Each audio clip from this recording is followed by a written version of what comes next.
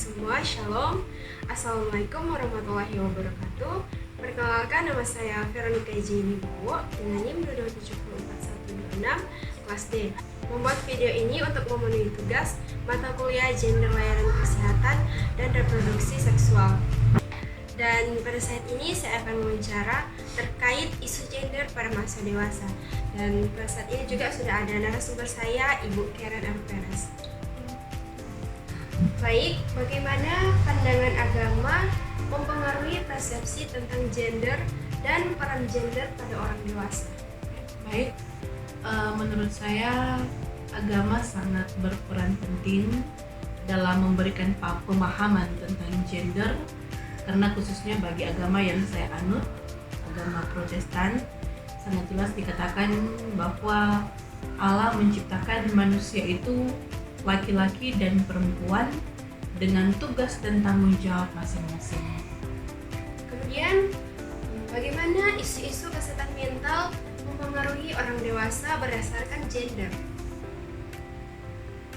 Memang saat ini yang seringkali kita temui bahwa laki-laki dan perempuan itu sebenarnya tidak punya perbedaan yang signifikan selain perbedaan kodrati.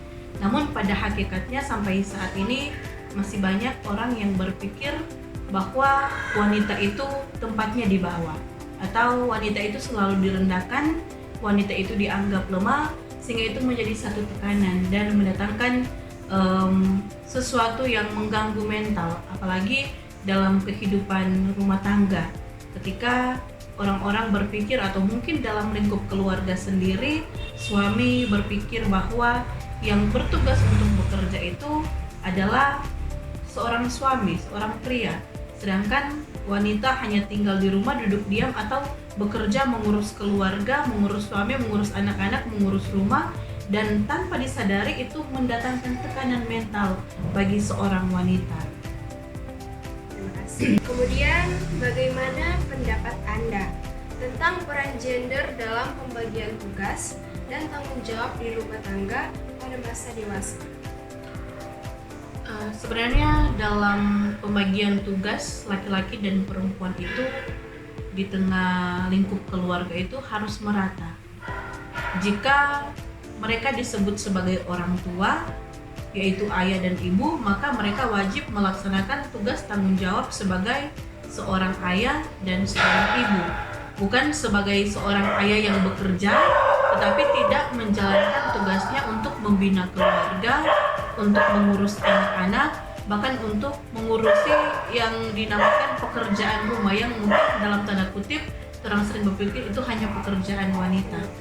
Dan berdasarkan pengalaman atau berdasarkan pengetahuan dan juga skill, seorang wanita dapat bekerja sesuai dengan kemampuannya untuk membantu perekonomian keluarga. Jadi di sini menurut saya lebih kepada kemampuan dan kebutuhan. Jika laki-laki yang lebih memiliki skill atau kesempatan untuk bekerja, maka dia yang bekerja, tapi juga tidak melupakan tugasnya sebagai seorang suami, sebagai seorang kepala keluarga, dan juga sebagai seorang ayah jika memiliki anak. Begitupun dengan seorang istri. Jika dia menjadi wanita pekerja, dia juga tidak boleh melupakan tugasnya sebagai ibu rumah tangga untuk mengurus kehidupan keluarga, untuk mengurus suami, anak, dan juga mengurusi pekerjaan rumah yang mungkin orang pikir itu adalah pekerjaan kecil tapi berdampak besar dalam kehidupan keluarga. Baik, terima kasih. Baik, kemudian apakah Anda merasa adanya tekanan atau ekspektasi tertentu terkait gender dalam pemilihan karir atau jalur pendidikan pada masa dewasa? Di masa sekarang ini menurut saya perbedaan gender sudah tidak seperti dahulu lagi, dimana kalau zaman dahulu kita tahu bersama laki-laki dipandang derajatnya lebih tinggi daripada perempuan, sehingga yang boleh sekolah, boleh bekerja itu hanya laki-laki saja.